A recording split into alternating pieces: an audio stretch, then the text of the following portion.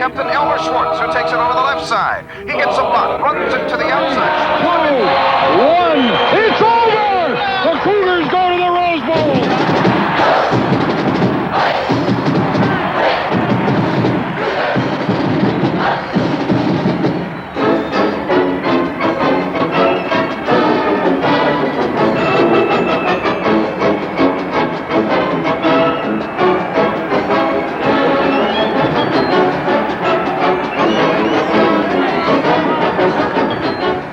Yes, it is indeed about to happen, folks. We are live in the Rose Bowl, 18 hours away from kickoff between the Washington State Cougars and the Michigan Wolverines in the run for the Roses. Hello, everybody. I'm Rick Lucan, sports director at KXLY, along with Dennis Patchen. For the next hour, we'll take a preview look at the Rose Bowl. And Dennis, 18 hours away, and in just a couple hours, the Cougars will be nestled all snug in their beds. Nobody's going to get much sleep. No. The football team, Mike Price, you or I, Mark and Marianne are here along with Todd Lewis and Dave Sweeney, part of this program tonight with you. As over the next hour, we're going to take a look at just what you can expect tomorrow. And we got a bit of a shock today when Mike Price did not show up at the press conference this morning. He was too sick to get out of bed. Yeah, there's a guy who didn't get any sleep last night. Mike Price suffering from some type of virus and did not show up when the teams did their photo session today. It was a traditional photo session day at the Rose Bowl, but Mike Price showed up at the last minute, looking good, looking very, very fit, and said, yes, I am going to be ready to play tomorrow. There is no way you can keep me off that field. I'm good enough to go tomorrow. I'll be a lot better tomorrow. A little tired today. Huh? Where does it hurt? Doesn't hurt really at all. Nothing hurts right now. Absolutely nothing hurts. Cougar coach Mike Price, as the Cougars lined up for their team photos today at the Rose Bowl, and it was quite a sight to see. They got their first look at the Rose Bowl and got to walk on the field. That really had to be a thrilling moment for them. Absolutely special moment as the Cougars lined up for that photo this afternoon, and we'll show you the pictures. They couldn't wear their actual crimson and gray uniforms today. They had to go with the white shirts. They couldn't wear all red. Leon Bender flipping a football around, and I'll tell you what, there were plenty of smiles for the Washington State Cougars when that photographer said, cheese. Fight for Washington State and victory. Now those weren't the inmates, those were Cougar fans. They just couldn't get to where the team was being, their picture taken. There you see Brian Greasy, Charles Woodson, the Michigan Wolverines, as they have been all week, very stoic. And the reason why they may be stoic, Rick, is right there. That's the national championship trophy, and if they can beat the Cougars, that's what they'll be taking home with them to Ann Arbor, Michigan. This is an unbelievable capper to a season for the Washington State Cougars. This is the ultimate goal. In fact, the first time in 67 years they have been here. And it was a situation where the Washington State Cougars had a long, long season. And we're going to take a look back courtesy of Rick, Dennis, and Todd Lewis. August 30th in Pullman, the Washington State Cougars open their season on national TV against UCLA. Ryan Leaf throws for a career-high 381 yards and 3 touchdowns, but it still takes a Cougar goal line stand in the fourth quarter to preserve a 37-34 WSU win. You know, it's 4th and 1. And we know that we can't let them in or else put our offense in a bind, in a bad situation. And we knew that we had to stop them. The first step on the road to the Rose Bowl. September the 13th in LA, Washington State meets USC. Ryan Leaf hits Kevin McKenzie for an 80-yard touchdown late in the fourth to beat the Trojans, 28-21. The Cougars beat USC on the road for the first time in 40 years, and they celebrate in style. It feels so great. It feels like something we've always been working on, and this was just a top off the whole year. We knew this was going to be a year for us, and this was one of the obstacles we have to surpass, and we did it. All right. It feels great. September 20th, Champaign, Illinois. The 19th-ranked Washington State Cougars travel to Big Ten territory. They trail Illinois 14-7 in the third quarter before an offensive explosion. 3 fourth-quarter touchdowns put the game out of reach, and the Cougars escape with a 35-22 victory. Just another step on the road to the Rose Bowl. The Cougars return home for the final weekend in September to play Boise State. The Broncos were no match, getting crushed 58-0. The Coug defense posted the shutout, giving up just 7 first downs. Ryan Leaf was good again, throwing for 289 yards and 3 touchdowns in a little more than a half. And Michael Black ran for more than 100 yards again as the Cougars ended September at 4-0. October the 4th in Eugene, Wazoo used a balanced attack of Michael Black's running and Ryan Leaf's passing to shoot down the Ducks. The final 24-13. With the win, the Cougars improved to 5-0, and the next day they move up to number 12 in the college football poll, which was a big step on the road to the Rose Bowl. October the 11th in Pullman, the Cougars have a bear trap waiting for California. After spotting Cal a 6-0 lead, the Cougs scored 8 straight touchdowns, 5 of them passes from Ryan Leaf. The Cougars win 63-37 for Wazoo. It's the most points ever scored against a Pac-10 opponent. Only the Arizona Wildcats stood in the way of the Cougars, starting the season at 7-0 for the first time in almost 70 years. Ryan Leaf passed for a career-high 384 yards, but it was the Cougar defense that won this one. The Cougars stopping the Wildcats on this 2-point conversion in overtime. I saw him snap the ball, and he rolled out, and I was like, what's he doing? There's no one over here. And at that time, I knew that, if we make a tackle, the game's over. And the Cougs hang on to win a wild one, 35-34, and move to 7-0.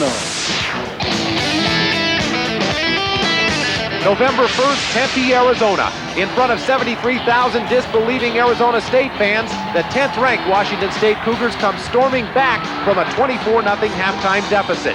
WSU takes a fourth-quarter lead, but the Sun Devil defense gets tough, handing the Cougars their only defeat of the season. We were right in the game, and we should have won the game, so we just got to respond back. We got 3 more games left. We're going to go win the 3, and we're going to be right in the Rose Bowl. More than 32,000 in Martin Stadium saw one of the worst beatings in Cougar history. 77-7 shellacking of the Ragin' Cajun of Southwest Louisiana. Ryan Leaf passed for 305 yards and 4 scores, and then ran for a 5th in the first half alone. It was the largest margin of victory since the Cougars beat Blair Business College all the way back in 1907. November 15th in Pullman. In front of a record home crowd of over 40,000, the Washington State Cougars come from behind twice to defeat the Stanford Cardinal. Michael Black rushes for 173 yards, and Ryan Leaf throws for 2 touchdowns. The Cougars complete a perfect 6-0 season at home. November 22nd in Seattle. Apple Cup Saturday belongs to the 11th-ranked Washington State Cougars. Ryan Leaf throws 2 touchdown passes to Chris Jackson, and the Cougar defense comes up with 5 interceptions. With a 41-35 victory over Washington, the Cougars win the Pac-10 championship, the final step on the road to the Rose Bowl.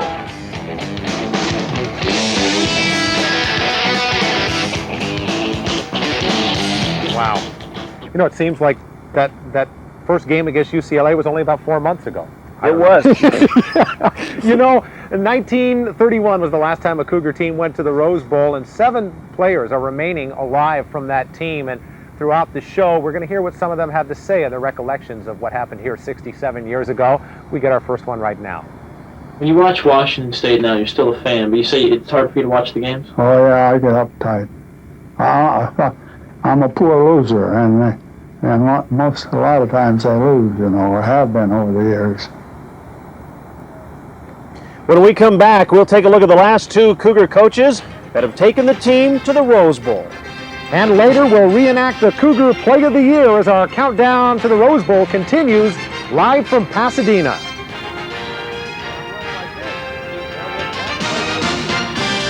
Pasadena, the game is not just about what happens on the field, but for us it's about what happens all around here. 100,000 people plus in the stands tomorrow. It's not just a celebration for the 100 players, coaches, and some of their immediate staff. It's the entire school, it's the entire alumni, it's most of Eastern Washington, some of Western Washington, and we are joined tonight by Marianne Mishima and Mark Wright, who are about as close as you can get to the field on the night before the game without actually stepping on and getting arrested. That's right. Boy, the end zone sure looks great, and we sure hope that the Cougars just kind of mess up all that nice paint that Rick Lucan's put down there. As you guys said, this is a great big Cougar reunion, and Cougars from all over the country have traveled here, some from the East Coast and some even from Hawaii. But I tell you, there's one guy who's waiting to the very last minute to make his trip, and you know why? Because he lives right next door. Kerry Tomlinson reports on the Cougar fan who may be traveling the least distance. distance to get to the Rose Bowl. Hi, Sloan. How are you? Bill Ucropina knows the distance by heart. It's about 1 hour and 9-minute walk to be exact, 5.2 miles. I can ride my bike there in about 18 minutes. It will take us about 9.5, 10 minutes to drive there on January 1. He's lived at his home in Pasadena for more than 20 years. It never seemed important until now. I think I'm the closest Cougar to the Rose Bowl. That's why I had the mother of all parties here tonight. Bill put up a giant tent in his yard. He ordered 600 tacos and made sure there were drinks all around. He would tell you that he studied. I studied almost every night in college. Absolutely. He invited hundreds of friends, most from WSU. It's just great to come down here and see all of my old frat brothers. But some came from other schools. This is the USC team, which once again doesn't make it to the Rose Bowl. That's fine with this crowd, as long as they have the right attitude about the Cougars. It's a melting pot party. Fight, fight, fight for Washington State and victory. Bill hopes this will be the mother of all parties. After all, he doesn't know when his entire alma mater will show up again right next door. C-O-U-G-S! Yeah! Boy, you don't have to travel very far for some folks, huh? It's great to be a Coug fan, no matter where it is that you live. I tell you, when everybody's coming to Pasadena, it doesn't matter if it's for New Year's Eve or for the Rose Bowl or the Rose Parade, and I tell you, parking is a mess. Yeah, but there is a huge need for parking. Where there is a huge need, there are entrepreneurs. Take a look at how some people here in Pasadena are cashing in on the crush for a parking spot. Parking is at a premium here at the Rose Bowl. There may be more than 100,000 seats inside the stadium, but there are not that many parking spaces in the nearby parking lots. Come January 1st to Royal and Seco, I'll be there screaming. I fill out every year. That's where people like Eugene Harding come into the picture. He lives a few blocks away from the stadium, and Eugene has been here since 1971. Every year, he turns his front yard into a parking lot. On my yard, my maximum is about 45. I can park 45 cars easily. They scalp tickets and they sell shirts and things. And so why not parking spaces? I don't know, I got to park my car. I was just kind of driving around here and I see there's very limited access in and out from the stadium area, so thought it'd probably be prudent on my part to scout out the parking situation. How much? A car, the maximum is $45. Yeah, it's kind of funny. 45 if you want to be able to get your car out. That's a good one. Lots of homeowners in this neighborhood do the same thing. The first row is $20. The price is a little bit cheaper at Bill Barbas's yard up the street. You know, you put up with all the traffic and you have to slow down to get home or whatever, you know, but hey, it's part of the color and the fun of Pasadena. Counting down to Rose Bowl 98, Mark Wright, Total News 4. And as you said, Marianne, you know, not only is it New Year's Eve tonight, we've got the Rose Parade at 8 o'clock tomorrow morning. Then at 2 in the afternoon, we have the Rose Bowl. So more than 1 million people are going to be packed into this town. And there aren't that many places and that many ways to get here to the Rose Bowl itself. So parking is a mess. You know, I've been so focused on the Rose Parade and the Rose Bowl that I kind of even forgot about New Year's Eve. That just sort of went right over my head. I guess it is New Year's Eve, huh? Yeah. Well, you know, Rick and Dennis, now that I'm close to the field, I can tell that first end there on Washington State in the end zone, it's the best looking one out here. Oh, it's good. It's the neatest by far. Thank you for recognizing that. I thought you were going to say it needs a lot of work down there. All right. Maybe trying to get on his good side. He might be able to get down and get one more coat of paint on him before they kick off. Thank you, Marianne. Okay, you know who's the all-time winningest coach in Cougar football history? The legendary Babe Hollingberry. And you knew that. The last Cougar coach to take a team to a Rose Bowl. Well, Mike Price has done it now. There are bound to be comparisons between the two. Let's be the first to give you a comparison right here, right now. I think, you know, probably Babe, just like Mike, was the kind of guy that would do anything for his team, you know. And I think that's kind of how Coach Price is. No football coach at Washington State has won more games than the great Babe Hollingberry, who won 93. Only Mike Price, with 53 wins, is in the same league. Babe Hollingberry is a legend, you know, and that would be just to even have you suggest that, Rick, really means a lot to me. If you listen to the guys who played for these men, you will find similarities. But he had a nice smile. He had a real nice smile. The men who played on Hollingberry's 1931 Rose Bowl team had nothing but respect for their coach. He was a good man. He was strict, but he was fair. and he was honest with you. 67 years later, you'll get the same kind of response from Cougar players. Coach Price is the ultimate player coach. You know, his door's always open. You can always go talk to him. You know, you can hang out with him. The players are really behind him, and they would do anything for him. Hollingberry was the kind of coach who would slip his players a few bucks now and then. I was short 15 bucks to pay my tuition and everything like that. So he sat down and wrote me a check for $15. Rules won't allow Price to do that, but his players know he would if he could. He's the kind of guy where if somebody needs something, he wants to help us. He wants to give us whatever we need. There's something most people don't know about Hollingberry. He stuttered a little. But he was tough enough, his players would never make fun of him. One person did. He got knocked right on his butt. Once again, Price couldn't get away with that, but the message is still the same. I'm just scared of Coach Price at times, too. You know. Really? He's got, you know, I wouldn't get on his bad side. They are separated by 40 wins in 67 years, but Price and Hollingberry have so much more in common. I liked him. I think most of the players liked him. As long as we respect him, he respects us. Two of a kind. And as long as Mike Price sticks around another 4 or 5 years, he will catch Hollingberry. Yeah, maybe somebody in 67 years will be talking about Mike Price the way they talked about Babe Hollingberry. The simple thing here is we're going to check in with another one of those Cougar members of that 1931 team. Well, the Rose Bowl parade, we got to see most of that. But, of course, that was on the day of the game, so we didn't get to see all of it. But we got to see part of it, and then they took us down around all the floats that were going to be in the parade. When we come back, a look at what the Cougars have been up to since arriving in Pasadena. It ain't all football. Stay with us as Total News 4 counts down to the Rose Bowl live from Pasadena.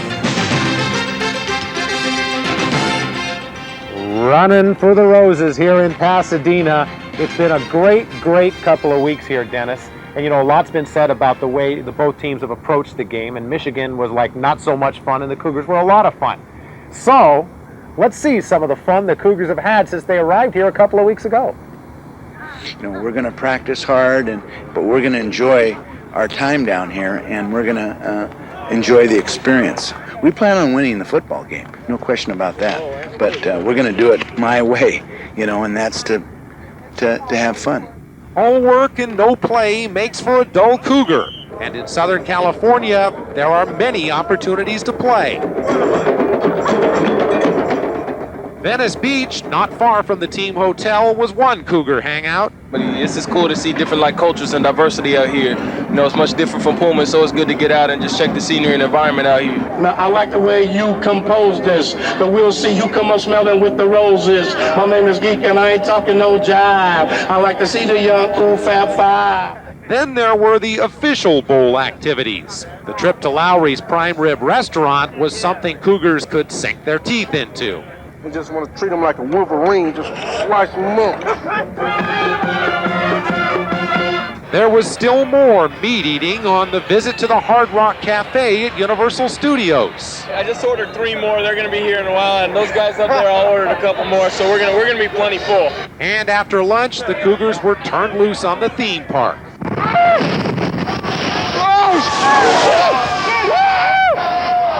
It was wet. It was an experience. Look at the coaches. I got to go home early. Good question. Which two guys don't belong in that picture? Absolutely. That was they've had a lot of fun. Lloyd Carr and Mike Price out of their zone in that ride. We're going to check in with Todd Lewis down on the field, and I do mean on the field. Yeah, that sweet-talking Southern gentleman has actually got himself down on the floor. Think again, guys. I already got yelled at. They said, get off the grass. Get your butt back on the cement. And that's exactly where I am. You see the grass right here? There's my feet. Right here, I am standing right beside the Washington State end zone. And hopefully, if you're a Cougar fan, there'll be a lot of touchdown scores scored by the Cougars here tomorrow. Everybody talks about the Fab Five and Ryan Leaf. But there's another great offensive weapon for Washington State. It's Michael Black. And Michael Black's a great, great story. This guy has persevered and worked hard. And not only does he run from defenders, he's also running from his past. You know, where I grew up, I mean, it was constant everything, whether it's gunfights, gang fights, drugs. I mean, it's just, it's a bad environment. Michael Black grew up without much of a family, and he was forced to learn about life on the streets of L.A. He really had no father, and that non-family entity, which is so prevalent in the inner city, is what got him. You're raised, by your environment and the things that you learn, the things that you adapt. Michael's environment put him in trouble with the law. At age 16, he was in a Los Angeles juvenile detention school. There, though, his football skills started to shine. He graduated, but at the age of 18, Michael was back in trouble. He robbed 2 women in a parking lot, was caught, and forced to serve time in a maximum security prison. It's probably the worst feeling in my life, probably the worst thing I ever went through in my life. While there, Michael decided to clean his life up. After serving time, he attended West LA Junior College and became a legendary running back. Wazoo coaches started recruiting Black despite his troubled past. In my research on him, and when I got to finally meet him, he wasn't that person. Tomorrow, Michael will play in the Rose Bowl. This spring, he'll graduate. Not bad for a young man who many thought had no future. That was a hurting feeling to me. I don't ever want to live like that or be in that type of situation again. So it's not me, so I learned it's just not me. Michael Black will graduate with a business degree this spring. He has a son, and he'll have a good shot at making it in the NFL, but more importantly, he is a fine, fine young man. Washington State gave this guy a second chance, and you see what happened to him. He's going to be a great, great, great force in our society. Guys? They don't have to win tomorrow for Michael Black to be successful, Todd. Thanks a lot. Speaking of successful, let's hear from another one of those 1931 Cougs. I had one of the brand new uniforms that was always stained because I complained to Hollenberry that I didn't play enough. I did that. Coming up next, we'll meet the man who got Ryan Leaf started on the road to the Rose Bowl. Stay with us as Total News 4 counts down to Rose Bowl 1998. Live from Pasadena, California, you're watching Total News 4's countdown to Rose Bowl 98. Welcome back to our Rose Bowl countdown live from Pasadena. Less than 18 hours away now from a very big day for a guy named Ryan Leaf. And a very big day for a guy by the name of Jack Johnson.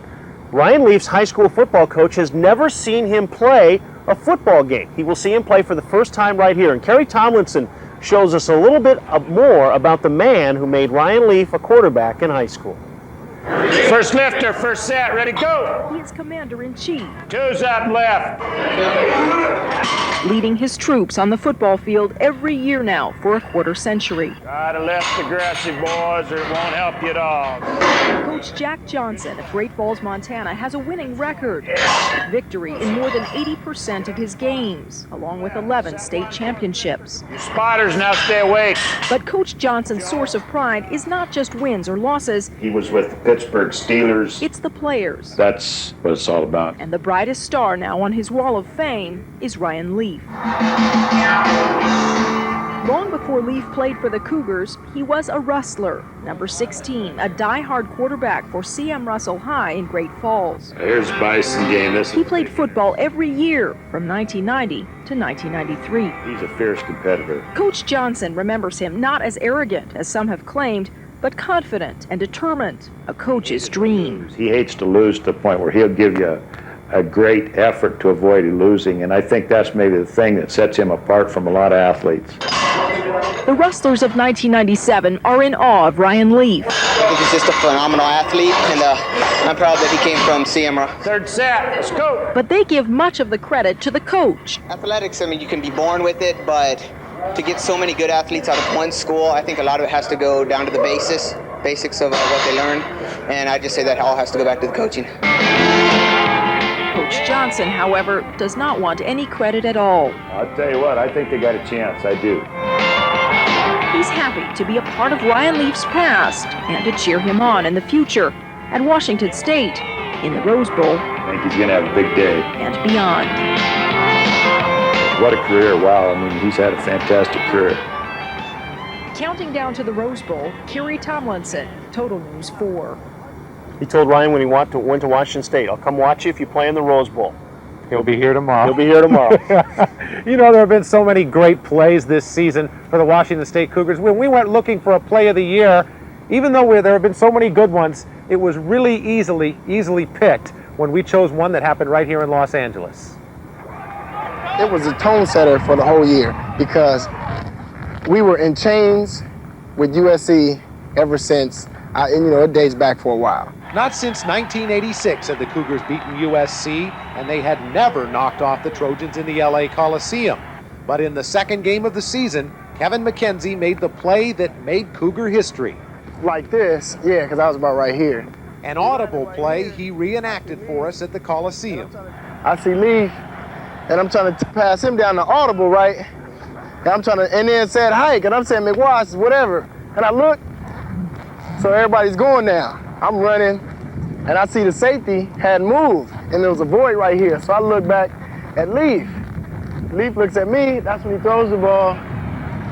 I jump up, bring it down right here like this, did a little move, and I'm running like this. There was one player to beat, and receiver Sean McWashington took care of him.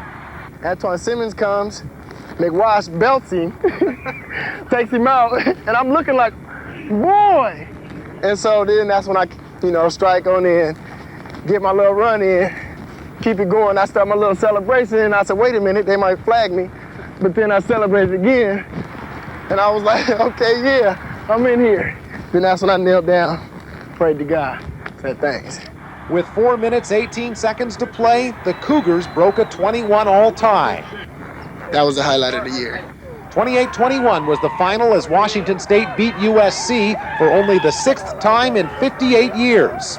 And the rest is history. I'd say once we beat USC, if we beat USC, then I know can't nobody else beat it. Not all the Cougars at the Rose Bowl will have on football uniforms when Total News 4's countdown to the Rose Bowl continues. Strike up the band.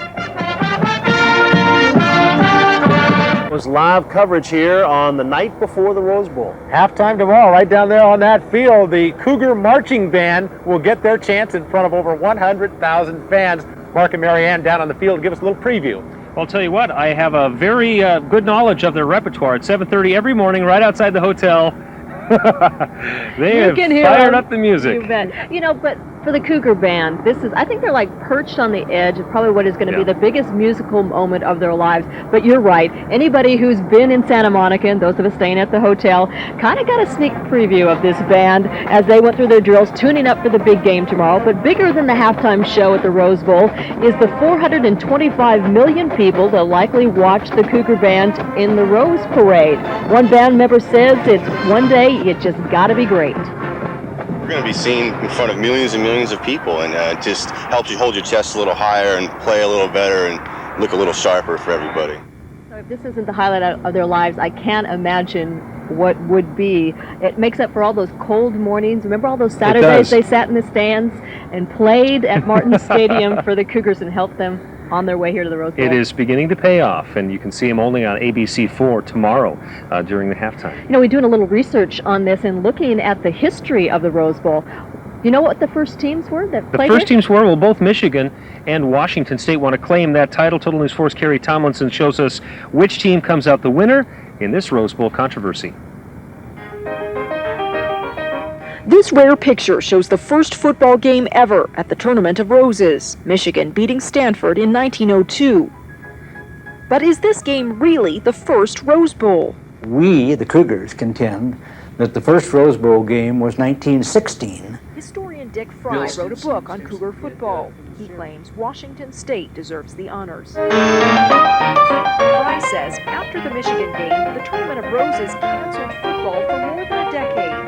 Between 1902 and 1916, they had chariot races and Olympic games and all sorts of things, but no football. Finally, they brought the game back in 1916 with Washington State on the field.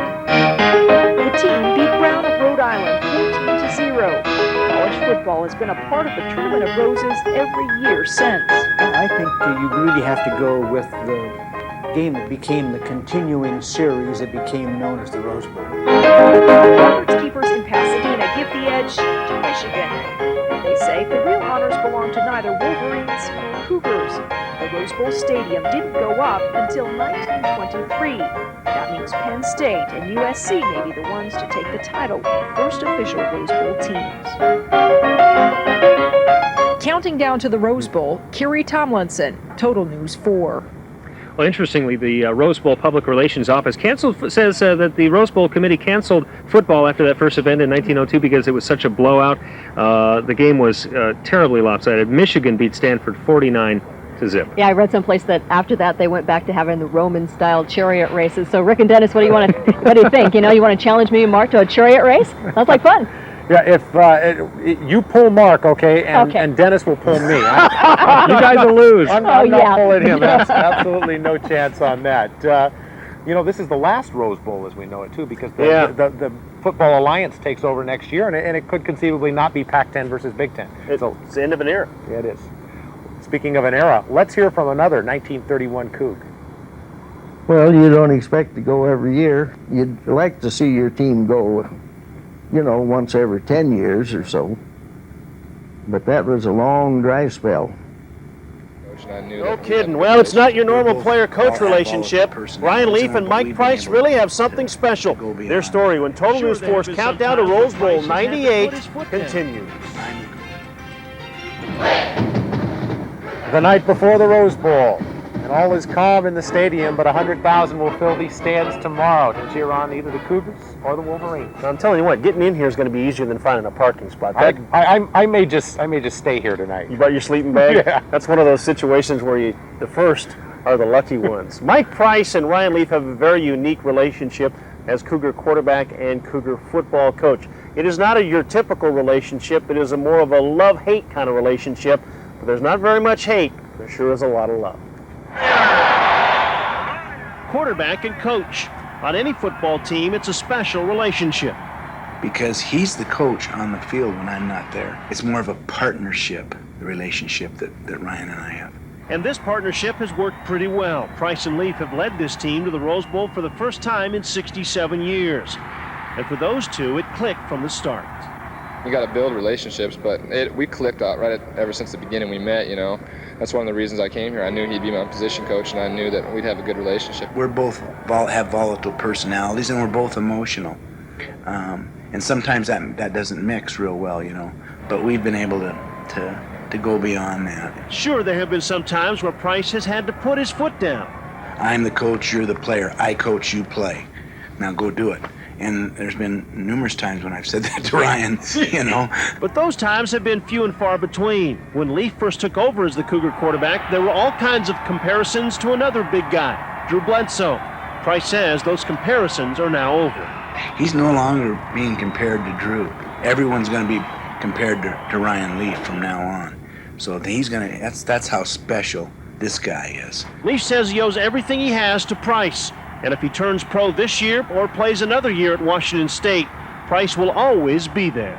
I want him in my life for the rest of my life, and I want to be able to call him up 20 years down the line and see how his family's doing and things like that. It's ironic the Cougars are headed to a Rose Bowl because back in 1994, Mike Price made a phone call during the Rose Bowl that may have led Ryan Leaf to come to Pullman. I don't think I'm going to give him a call, so I called him up. Told me, you watching the Rose Bowl? I said, yeah. He said, you come to Washington State, we're going to be there together, you and me, on that sidelines. It was one of the simplest things you could have said to anybody. Any coach could have said it. And I guess it touched him more than I thought. Went into my mom and dad's room and said, I'm going to Washington State, and they just went, okay. Now, Mike Price has a very special relationship with Drew Bledsoe, another Cougar he put in the NFL. Drew built a house across the street. Mike Price looked at me and winked and said, there's a vacant lot just down the street. Mike Price recruited some other well-known people to the folks in the Spokane area. 3 kids from the GSL. Todd Lewis is down on the field to tell us about that. That's right. There are Cougars playing on this team from across the country, but like you mentioned, Rick, 3 are from Spokane. Now, you got to cover these guys before I got here a couple of years ago, and if they were as good then as they are now, well, it was a lot of fun to cover them. These guys really make a huge impact on this Washington State team. I still sit back and look back on some of the games, and I mean, this has been a great season, but those are some of the greatest, moments of my life. Steve Gleason, Corey Withrow, and Shane Doyle were legends in the GSL. And of the 3, Doyle was the most athletic. He played about every sport at Shadle Park.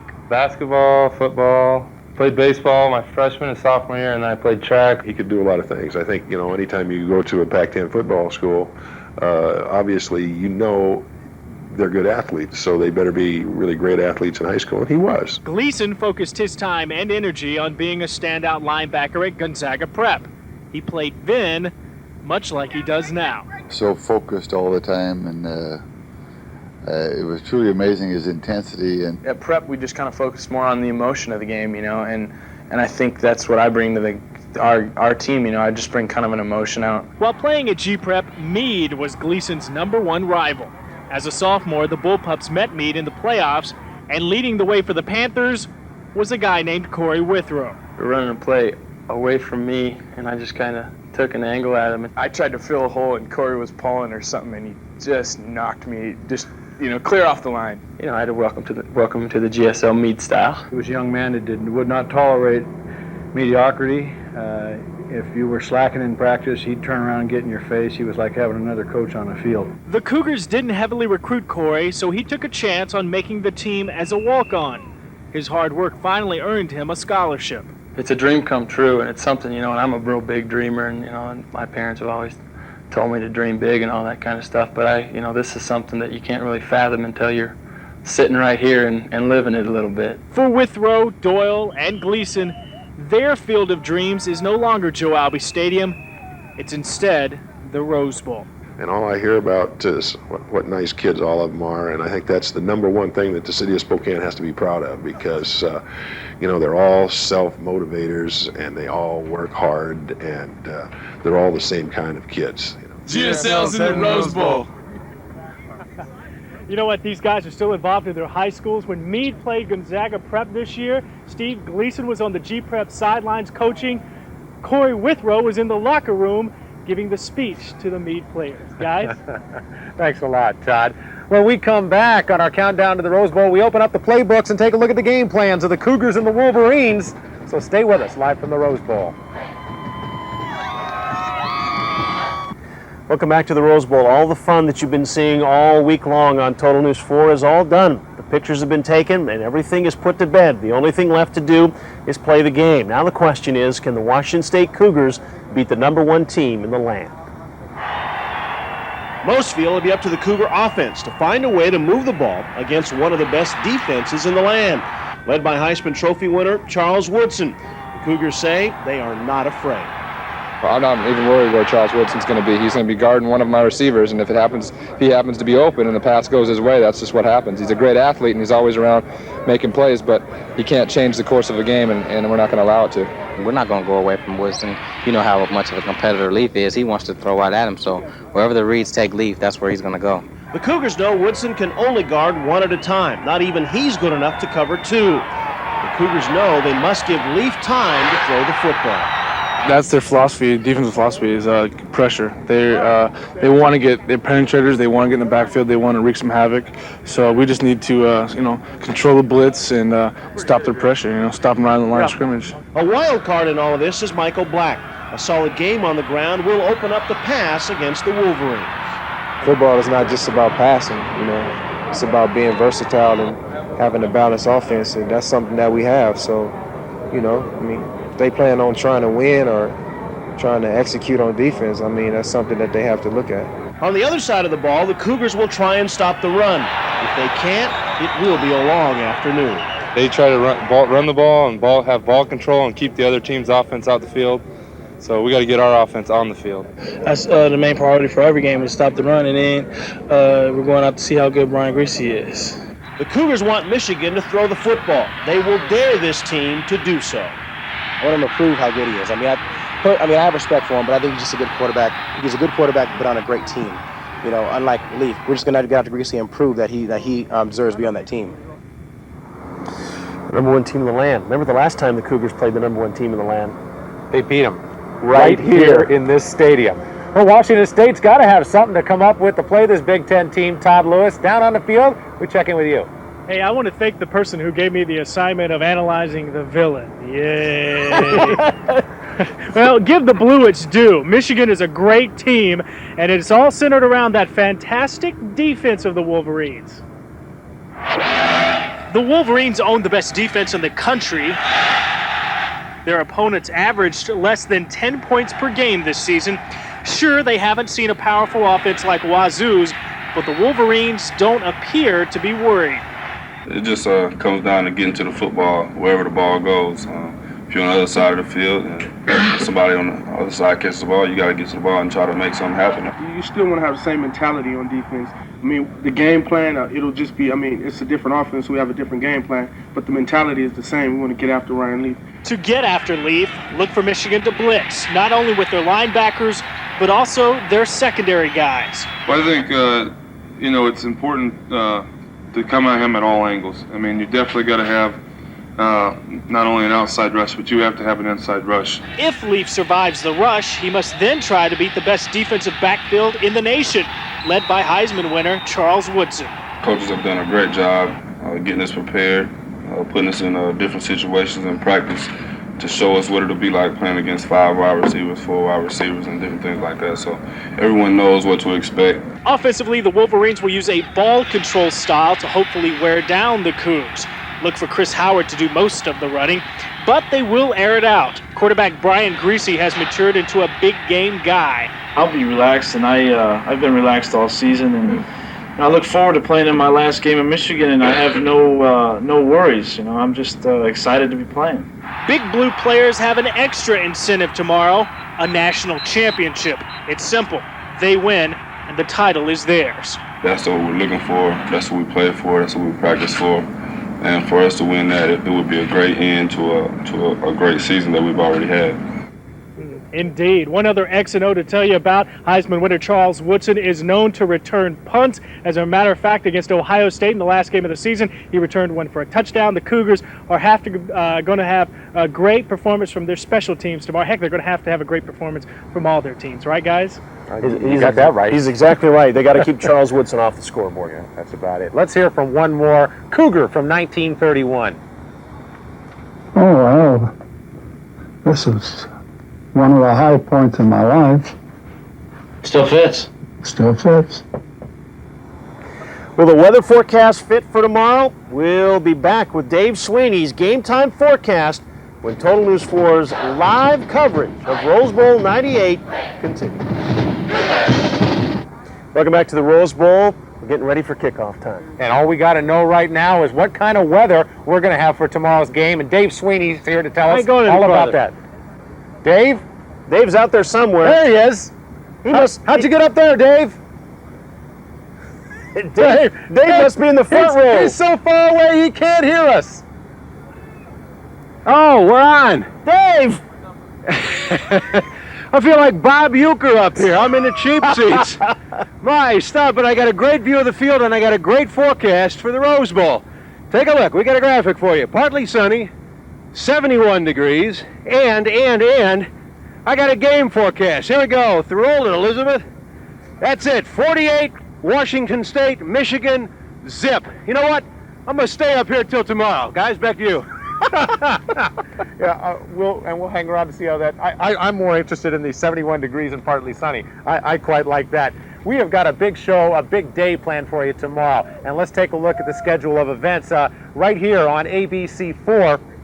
We'll start in the morning with the Citrus Bowl. Rose Bowl coverage starts at 1:30. Game kicks off at 2. We'll be on the field live after the game. Then following the Sugar Bowl, we will take you to the Rose Bowl like you have never seen before. So keep it right here on ABC.